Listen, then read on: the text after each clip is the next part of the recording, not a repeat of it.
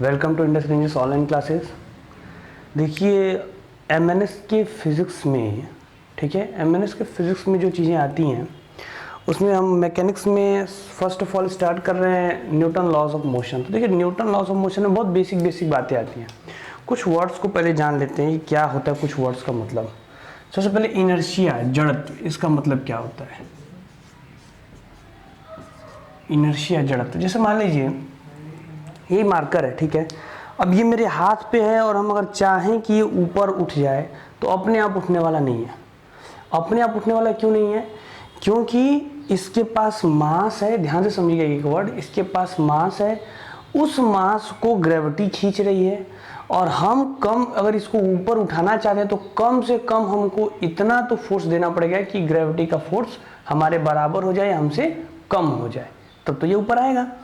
तो वही बात बताना चाह रहे हैं बच्चों। देखिए इनर्शिया मतलब होता है जिस भी बॉडी के पास मास होता है, जब आप उसमें कोई चेंज ऑकर करना चाहेंगे तो वो आपको रेजिस्ट करेगा, रोकेगा।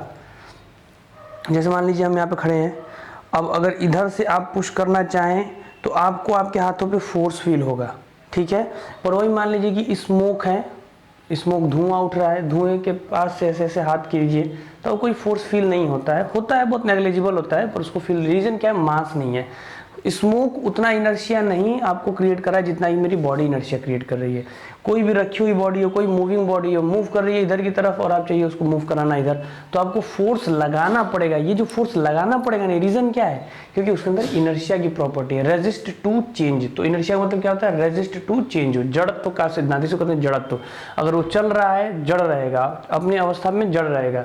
अगर वो चल रहा है तो चलना चाहेगा, रुक रहा है तो रुका हुआ रहेगा और वो मूव नहीं करना चाहेगा। और इन दोनों ही चीज़ों को अगर आप बदलना चाहते हो तो आपको फोर्स लगाना पड़ेगा। फोर्स लगाना पड़ रहा है यानी कि उस बॉडी के अंदर जड़त्व का सिद्धांत है, उस बॉडी के अंदर इनर्शिया की प्रॉपर्टी है। अब देखिए ये तो इनर्शिया हो गया। दूसरा, न्यूटन ने फर्स्ट लॉ दिया था सबसे पहले। पहला लॉ उनका इनर्शिया का ही लॉ था। पहला लॉ में उन्होंने यही बोला था कि if a body is in rest, अगर कोई बॉडी रेस्ट में है, it will continue to rest, it will continue to rest, वो रेस्ट में ही रहेगा। If a body is in a motion, और कोई बॉडी मूव कर रहा है, it will continue to motion, वो मूव करता ही जाएगा अनटिल और unless no external force applied on it, तब तक जब तक कोई भी एक्सटर्नल फोर्स इसके ऊपर अप्लाइड ना हो। तो बात तो वही है बेटा जो आपको इनर्शिया बताया। जैसे ये स्टोन रेस्ट में है और अगर ये मैन इसको पुश कर रहा है तो ना बेटा ये स्टोन मूव करना शुरू करेगा।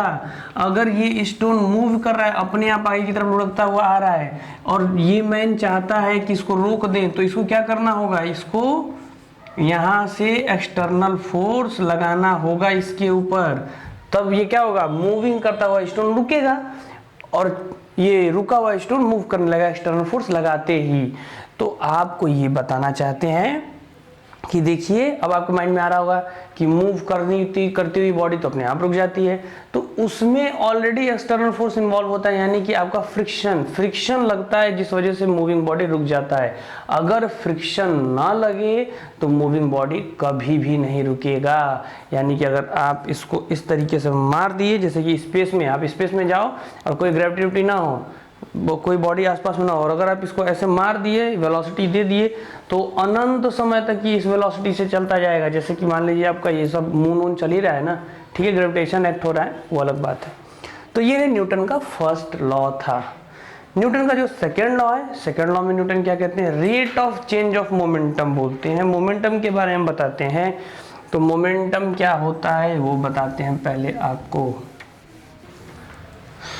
Rate of change of momentum, momentum क्या होता है? मास इनटू वेलोसिटी, यानी कि मास और वेलोसिटी का प्रोडक्ट आप करोगे तो मोमेंटम होता है। तो बेटा देखिए, अगर मान लीजिए हम मूव कर रहे हैं इधर की तरफ तो मेरी वेलोसिटी इधर की तरफ है, अब मेरे मास से ये जो वेलोसिटी इधर की तरफ है इसका जब प्रोडक्ट आप निकालेंगे तो इसको क्या कहेंगे? मोमेंटम, यही मोमेंटम होगा। अब मान लीजिए कि आप rate of change of momentum, momentum में जो भी चेंज हो रहा है वो आपने जो फोर्स लगाया है उसके ऊपर निर्भर करता है, उसके ऊपर अप्लाइड फोर्स के ऊपर डिपेंड करता है। जैसे मान लीजिए बॉलिंग कोई कर रहा है, बॉलिंग कोई किया तो मास भी है और वेलोसिटी भी है। अब कितना तेज इधर की तरफ है ना मोमेंटम उसका, अब कितनी तेज उसकी मोमेंटम में आप बदलाव लाओगे ये किस पे डिपेंड करता है कि कितनी तेज से आप फोर्स लगाओगे। जैसे मान लीजिए हम यहाँ पे रुके हुए हैं या मूव कर रहे हैं, अब कोई थप्पड़ मारता है इस मास पे, ये अगर मूविंग मास है, मेरा ऊपर का खोपड़ा मूव कर रहा था, वेलोसिटी था इधर की तरफ, और मूविंग मास पे किसी ने थप्पड़ मारा, तो ये फिर इसका मास और वेलोसिटी इधर यानी मोमेंटम इधर।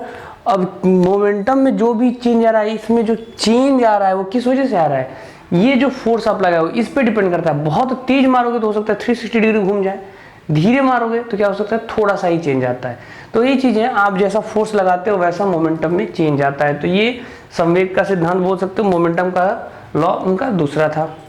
अब तीसरा जो है सो एक्शन रिएक्शन का लॉ था, यानी कि इन्होंने ये बोला था कि every action has equal and opposite reaction, हर एक क्रिया के प्रति दूसरी प्रतिक्रिया होती है। इसका मतलब कि अगर आप किसी भी बॉडी पे एफ फोर्स लगा रहे हो, आप इधर से किसी बॉडी पे अगर एफ फोर्स लगा रहे हो, जैसे ये वॉल है मान लेते हैं, तो ये वॉल भी आपके ऊपर एफ फोर्स लगाएगा, ठीक है। आपने अगर एफ फोर्स लगाया तो ये भी आपके ऊपर एफ फोर्स लगाएगा। ये एक्शन रिएक्शन का तीसरा लॉ था। दूसरा, रिएक्शन फोर्सेस क्या होते हैं कि सेम नेचर के होते हैं। जैसे कि मान लीजिए कि ये छोड़ रहे हैं तो अर्थ के पास नीचे जा रहा है, रीजन क्या है ग्रेविटेशनल फोर्स, ग्रेविटेशन फोर्स की वजह से नीचे की तरफ जा रहा है। उतना ही फोर्स ये भी अर्थ पे लगा रहा है, पर अर्थ का मास इतना बड़ा है कि वो उस फोर्स से जो उसके अंदर एक्सेलरेशन प्रोड्यूस हो रहा है वो नेग्लिजिबल है। तो आपको ये बताना चाह रहे थे कि रिएक्शन फोर्स, देखिए इसको अर्थ ने ग्रेविटेशनल पुल दिया, इसने भी अर्थ को ग्रेविटेशनल पुल ही दिया, ऐसा नहीं कि इसने इलेक्ट्रोस्टैटिक फोर्स लगाया। तो रिएक्शन फोर्सेस सेम नेचर के होते हैं। दूसरा, उसी लाइन के अलोंग लगते हैं जो कि दोनों बॉडी को, दोनों मासेस को ज्वाइन करेगा, ठीक है। यानी कि अगर एक बॉडी ये था, तो अगर ये लाइन इन दोनों के सेंटर को ज्वाइन करता है, तो अगर ये फोर्स इधर लग रहा है तो ये फोर्स इधर की तरफ लगेगा, और नेचर सेम होगा, ये आप लोगों को याद रखना है। तो ये था आपका न्यूटन का तीनों लॉ, टोटल थ्योरेटिकल था, बेसिक सी बात है, ध्यान से समझोगे तो डे बाय डे आप लोग इसको एक्सपीरियंस भी कर सकते हो।